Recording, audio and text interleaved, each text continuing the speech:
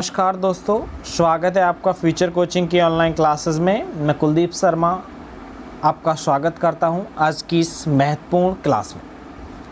तो आज का जो प्रकरण रहने वाला है दोस्तों, वो रहने वाला है शब्द विचार। शब्द विचार आज का महत्वपूर्ण टॉपिक है। शब्द विचार एक ऐसा महत्वपूर्ण टॉपिक जो परीक्षा में कम से कम 5 नंबर में पूछा जाता है। कम से कम 5 नंबर में पूछा जाता है किसी भी परीक्षा की अगर हम बात करें, चाहे वो परीक्षा जेल वार्डर की हो, चाहे वो परीक्षा जेल वार्डर की हो, चाहे वो यूपी पुलिस की परीक्षा हो, चाहे वो फॉरेस्ट पुलिस की परीक्षा हो, चाहे यूपी एसआई की परीक्षा हो।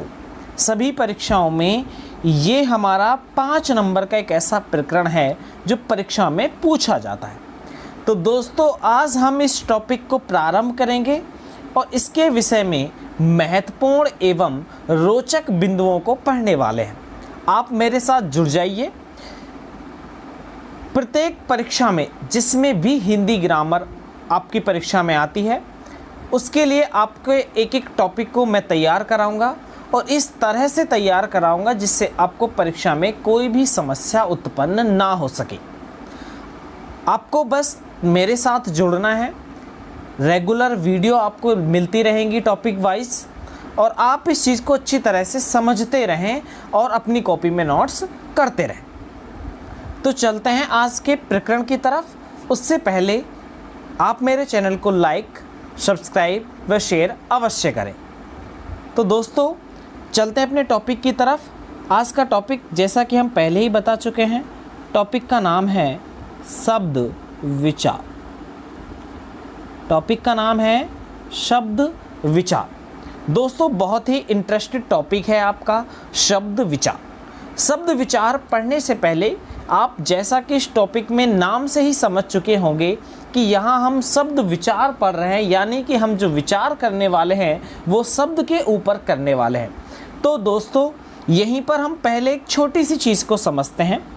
वो छोटी चीज़ें क्या होंगी, आपको एक बहुत ही महत्वपूर्ण सा प्रश्न बताता हूँ कि अगर परीक्षा में कहीं पूछा जाए कि भाषा के अंग कितने, भाषा के अंग की बात आए कि भाषा के कितने अंग हैं, तो तब आपका जवाब होगा कि भाषा के 3 अंग हैं। भाषा के 3 अंग हैं। अब बात करनी होगी सर जी कि 3 अंग हैं कौन कौन से। तो नंबर 1 जो भाषा का पहला अंग है वो है आपका वर्ण। अगर हम बात करें नंबर 2, तो वर्ण के पश्चात आता है आपका शब्द। अगर हम बात करें नंबर 3, तो आपका आता है वाक्य। ये आपके भाषा के 3 अंग माने गए। भाषा के कितने अंग हैं? 3 अंग। अगर किसी भी परीक्षा में ये प्रश्न आ जाए तो आपको ये चीज़ अच्छी तरह से समझनी होगी कि परीक्षा में आए कि भाषा के अंग बताइए, तो 3 आपको गिनाने होंगे। वर्ण गिनाना होगा, शब्द गिनाने होंगे और वाक्य। ये 3 इकाइयाँ आपको भाषा के अंग में गिनानी होंगी। तो पहला क्वेश्चन आपका बहुत आसान बन चुका है। अब यहाँ पर आप वर्ण, शब्द और वाक्य को आसानी से समझ पाएंगे। वर्ण क्या है? सबसे छोटी इकाई। सबसे छोटी इकाई। अगर हम वर्ण की बात करें तो वर्ण क्या है? सबसे छोटी इकाई। आप यहाँ पर अच्छी तरीके से समझ सकते हैं। जो आपने वर्णमाला पढ़ी है या वर्णमाला को हम आगे पढ़ाने भी वाले हैं, तो वहाँ पर वर्ण क्या है? सबसे छोटी इकाइयों में शामिल किया जाता है। अगर हम बात करते हैं शब्द की, अगर हम बात किसकी करते हैं? शब्द की। तो शब्द क्या है? वर्णों का ही सार्थक योग। शब्द क्या है? वर्णों का सार्थक योग। वर्णों का सार्थक योग। ये क्या है? आपका शब्द कहलाता है। वर्णों का सार्थक योग क्या कहलाता है? शब्द कहलाता है। अब ये 2 या 2 से अधिक शब्दों का सार्थक योग हो सकता है। यह वर्णों का सार्थक योग का मतलब है कि एक वर्ण नहीं होगा, एक से अधिक कितने भी हो सकते हैं, 2 हो सकते हैं, 3 हो सकते हैं, 4 हो सकते हैं। ठीक है, अगर हम बात करें वाक्य की, तो यहाँ पर हो जाएगा शब्दों का सार्थक योग।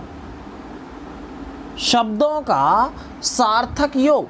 देखिए, शब्द जो बनेगा वो तभी बनेगा जब उसका कोई अर्थ हो, क्योंकि आप डेफिनेशन ऊपर आप अच्छी तरह से देख पा रहे होंगे। और जब आपका वाक्य बनेगा तो वो शब्दों का सार्थक योग से बनेगा।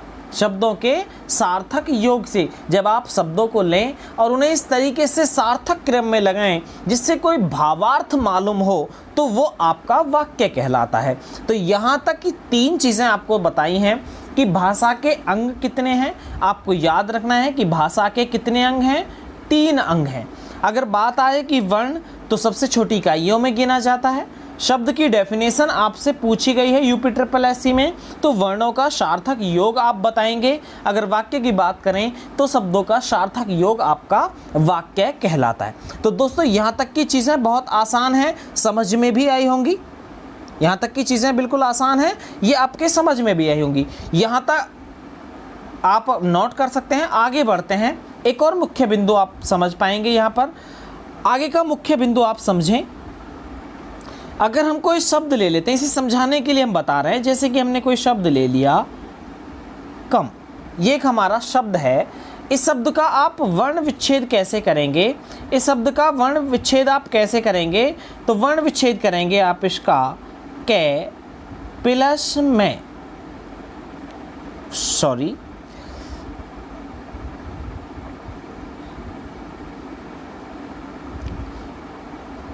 ठीक है, यहाँ पर एक बार देख पाएंगे। तो यहाँ पर हम किस तरीके से करेंगे? कै प्लस ए प्लस में प्लस ए। तो आप देख सकते हैं कै धन ए प्लस में धन ए। यहाँ आप कै को देख रहे हैं कि स्वर रहित है, तो इस वजह से उसकी ध्वनि को सामने लिख दिया है। तो ये इस तरीके से आपका एक शब्द है जो निम्न वर्णों के द्वारा बनाया गया है, लेकिन इन्हें आप अगर सार्थक क्रम में जोड़ेंगे तभी इस शब्द का कुछ अर्थ मालूम होगा। जैसे कि इस शब्द का अर्थ क्या हो जाएगा? अल्प या थोड़ा। ठीक है, तो इस तरीके से आपको सार्थक वर्णों को मिलाना होगा। अगर आपने सार्थक वर्णों का योग नहीं किया दोस्तों, तो वो शब्द नहीं बन पाएगा। ठीक है, एक महत्वपूर्ण चीज़ आपको और समझनी होगी कि अगर कभी परीक्षा में प्रश्न आ जाए कि अर्थ के आधार पर, क्या प्रश्न आ जाए, मोस्टली नोट करेंगे आप इस प्रश्न को यहाँ पर, अर्थ के आधार पर, अर्थ के आधार पर भाषा की सबसे छोटी इकाई, अर्थ के आधार पर भाषा की सबसे छोटी इकाई, सबसे छोटी इकाई क्या होगी दोस्तों? अर्थ के आधार पर भाषा की सबसे छोटी इकाई जिसमें आप अर्थ प्रदान कर सकें, वो सबसे छोटी इकाई बतानी है। और वो सबसे छोटी इकाई क्या होगी? आपकी शब्द होगी।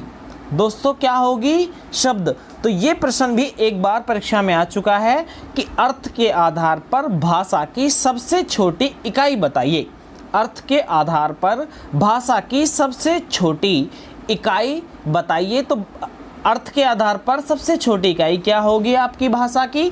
शब्द। क्योंकि बच्चे इस प्रश्न को अच्छी तरीके से पढ़ते नहीं हैं, जल्दबाजी में क्या लगा देते हैं, जल्दबाजी करते हैं और लगा देते हैं इसमें वर्ण, जबकि इसमें पूछा है अर्थ के आधार पर। तो अर्थ के आधार पर किसी भी वर्ण का अर्थ नहीं निकलेगा। जब वर्ण जुड़ जाएंगे, वो शब्दों में बदलेंगे, तब जाकर उसका अर्थ निकलेगा और तब जाके वो शब्द कहलाएगा।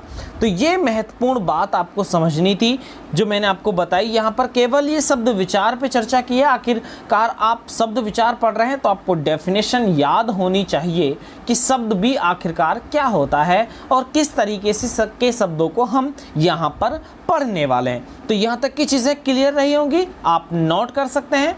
आगे बढ़ते हैं और आगे हम चर्चा करने वाले हैं बहुत ही महत्वपूर्ण बिंदु पर। आगे हम चर्चा करने वाले हैं बहुत ही महत्वपूर्ण बिंदु की हम चर्चा करेंगे। तो आते हैं अपने उस पर टॉपिक पर जो हम टॉपिक पढ़ रहे हैं। तो यहाँ पर हमें ध्यान देने वाली बात होगी कि जब हम शब्द विचार के विषय में पढ़ेंगे, किसके विषय में पढ़ेंगे? शब्द विचार। थोड़ा लिखने में प्रॉब्लम होती है अभी। शब्द विचार। तो अब हमें समझना होगा कि शब्द विचार कितने प्रकार का होता है। देखिए, ये क्वेश्चन किसी भी परीक्षा के लिए बहुत महत्वपूर्ण होगा कि शब्द विचार के भेद, शब्द विचार के भेद कितने होंगे। दोस्तों नोट कर लेना कॉपी में, शब्द विचार के शब्द भेद हम यहाँ पर पढ़ने वाले हैं। तो शब्द विचार के भेद में हम भेद पढ़ने वाले हैं। और कितने भेद पढ़ेंगे? यहाँ पर हम 4 भेद पढ़ने वाले हैं। कितने भेद पढ़ने वाले हैं दोस्तों? 4 भेद पढ़ने वाले हैं। यहाँ पर कौन से 4 भेद होंगे उन्हें हम निम्न तरीके से समझते हैं। नंबर 1, अपना पहला नंबर लेते हैं, उत्पत्ति के आधार पर। उत्पत्ति के आधार पर। किसके आधार पर? उत्पत्ति के आधार पर। आप इसे इतिहास या स्रोत के आधार पर भी कह सकते हैं। शब्द विचार में जो भेद है, शब्द भेद, वो कितने प्रकार के हुए हैं दोस्तों? 4 प्रकार के हुए हैं। पहला प्रकार उत्पत्ति के आधार पर, इतिहास या स्रोत के आधार पर। आगे चलते हैं नंबर 2। दूसरे प्रकार में आप पढ़ेंगे व्युत्पत्ति। किसके आधार पर? व्युत्पत्ति के आधार पर। या तो आप व्युत्पत्ति कह सकते हैं या आप इसे रचना, बनावट के आधार पर। किसके आधार पर? व्युत्पत्ति, रचना या बनावट के आधार पर। नंबर 3 आप पढ़ेंगे रूप के आधार पर। रूप के आधार पर। किसके आधार पर? रूप के आधार पर। और नंबर 4 आप पढ़ेंगे अर्थ के आधार पर। नंबर 4 आप पढ़ेंगे अर्थ के आधार पर। दोस्तों शब्द भेद में आप 4 प्रकार के यहाँ पर शब्द भेद पढ़ेंगे।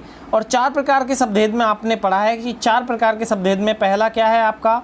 उत्पत्ति के आधार पर या इतिहास या स्रोत के आधार पर, व्युत्पत्ति, रचना या बनावट के आधार पर, रूप के आधार पर, अर्थ के आधार पर। किसके आधार पर? अर्थ के आधार पर। तो ये 4 प्रकार हम क्रमशः व्याख्यात्मक रूप से दोस्तों पढ़ने वाले हैं। क्योंकि ये आज हमारी पहली वीडियो है, तो आज की वीडियो का समापन मैं केवल यहीं पर करना चाहता हूँ और आपकी राय लेना चाहता हूँ कि आपको मेरा जो टॉपिक मैं पढ़ा रहा हूँ वो अच्छी तरह से समझ आ रहा है और आगे आने वाले समय में किन टॉपिकों को पहले कराया जाए जो परीक्षा के उद्देश्य से महत्वपूर्ण है। अगर किसी बच्चे को किसी भी टॉपिक में प्रॉब्लम है तो वो कमेंट बॉक्स में कमेंट करें और बताएं कि सर आप इस टॉपिक को पहले पढ़ें।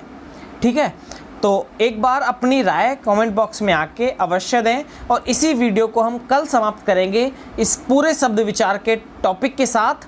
आज केवल प्रारंभ किया है क्योंकि पिछली लाइव क्लास काफ़ी दिन से बंद थी, तो उस कारण से आज हमने प्रारंभ किया है। एक बार कमेंट बॉक्स में आके कमेंट अवश्य करें आज का टॉपिक हमारा कैसा रहा और किस तरीके से आपके समझने में ये आ रहा है, लिखा हुआ साफ क्लियर समझ में पा रहे हैं या कोई प्रॉब्लम आ रही है, वो एक बार मुझे कमेंट बॉक्स में अवश्य कमेंट कर दें।